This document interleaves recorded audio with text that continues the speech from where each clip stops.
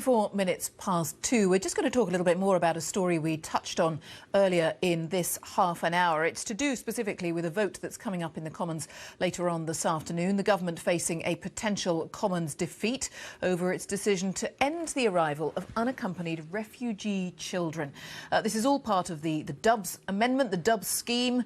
Perhaps up to 30 Conservative MPs might vote in favour of a scheme put forward by Heidi Allen, which compels or asks local authorities to say whether perhaps they do have capacity to take in refugee children who don't have any other relatives in this country. The scheme has so far helped about 350 people, but it was hoped that it would help perhaps in the region of 3,000. But there was a lot of criticism when it was halted at that figure of 350. Well, let's talk to the man who is so instrumental, of course, in all of this. I'm pleased to say Lord Dubs joins me now from Westminster. Lord Dubs, thank you for your time. I'm just curious what people are saying to you this afternoon. What sort of mood music is there about this idea that's been put forward?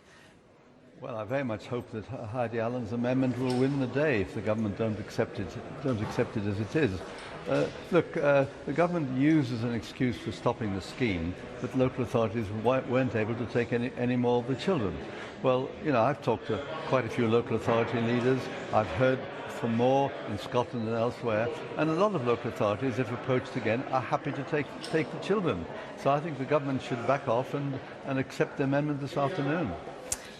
I mean, that's so interesting because I think, I don't want to put words in your mouth. So are you saying that there are some counties perhaps that feel they simply can't cope, but that you have had conversations with others who say, absolutely, we would like to do our bit to help if that system could be facilitated? Yes, indeed. I've met quite a lot I've talked to leaders of London boroughs, and I've learnt directly about the situation in Scotland and about other parts of this country. And there's a willingness on the part of many local authorities to take some of the children, small numbers, but spread evenly over the country. That would make quite a big difference. So why the government are using this as an excuse, I don't know. I think they're plain wrong. Do ministers tell you that this is purely a question of resources? We know about cutbacks, we know about cuts to local government funding, local authorities are having a tough time in many parts of the country. Is it purely about resources? Well, they sometimes say that, and sometimes they say that they want to close the scheme to cut down on trafficking. But of course, if there are no legal ways to safety, the traffickers have more business. The way to stop traffickers is to give refugees a chance to have a legal route somewhere out of the situation they're in. So I'm afraid the government's arguments, when I hear them directly, don't cut much ice with me. Because they also say publicly that they believe the best plan for them is to take children from existing refugee camps in the Middle East. Yeah, well, one shouldn't be at the expense of the other. Of course we should take more people from some of the camps in Turkey, Lebanon and Jordan and so on. But the fact is there are thousands of unaccompanied child refugees in Europe. I've seen some of them in the camps in Greece. They're in a terrible situation and we can do something to help them. That's a very simple argument. About 350 children have been helped so far.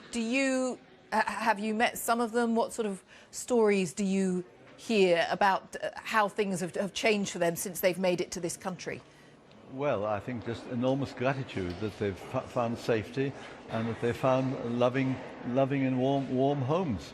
Mind you, I haven't talked to many of them because they're entitled to their privacy as well. I don't want to be a sort of tourist just looking at them and saying, tell me about your stories. But certainly from people who've been working with them and so on, this is very positive.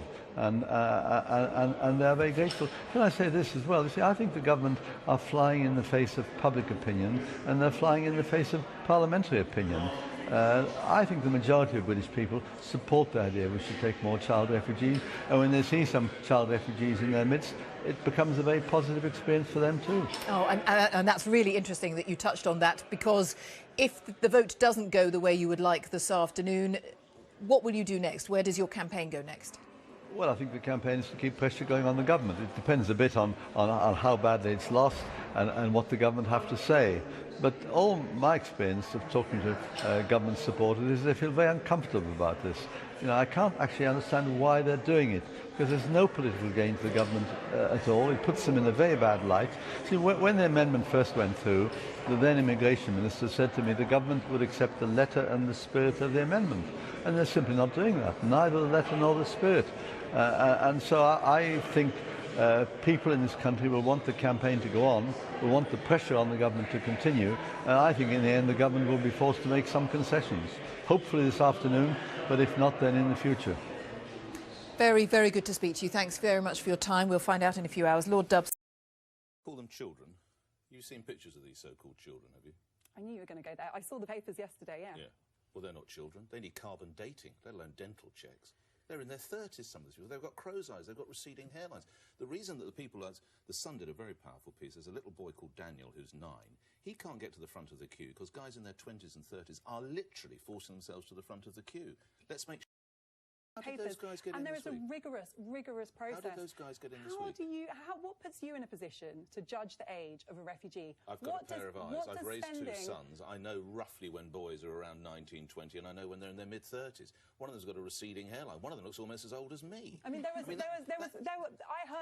heard one of the charities that work in the camp saying one of the people that was pictured in one of the tabloids wasn't a refugee at all. Oh, it's meant to be an interpreter. Yeah, meant to be sure.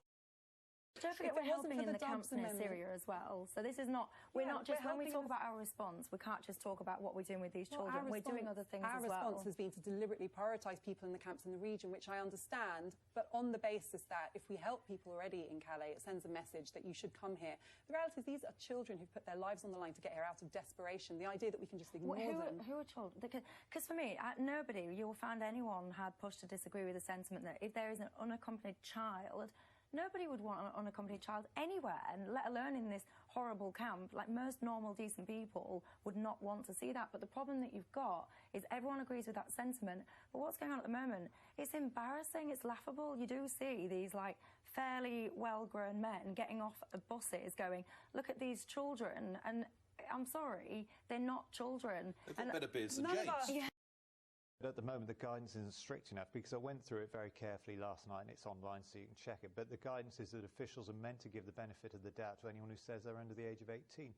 And of course, there are implications, because I've had a constituent in Monmouthshire who had a young boy placed with her, or at least he said he was a young boy, but actually he's thought to have been in his 20s, and then went and carried out a serious assault. So you see, you have a potential situation here where older people, young men, will be placed into foster homes with families with young children, placed into schools with young children around them, and that obviously, there are obviously child protection risks here, and there have been instances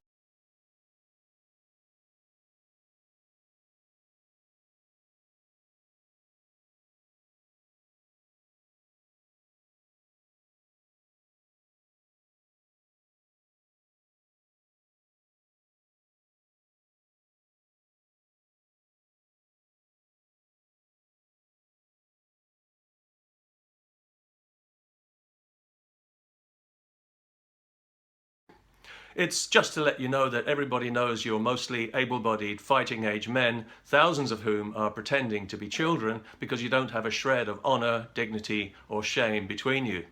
We know that you are not, in fact, refugees at all, but illegal invaders, opportunists and predators, and that your disgusting behaviour is making things much worse for genuine refugees who are not nearly as welcome here anymore, thanks to you.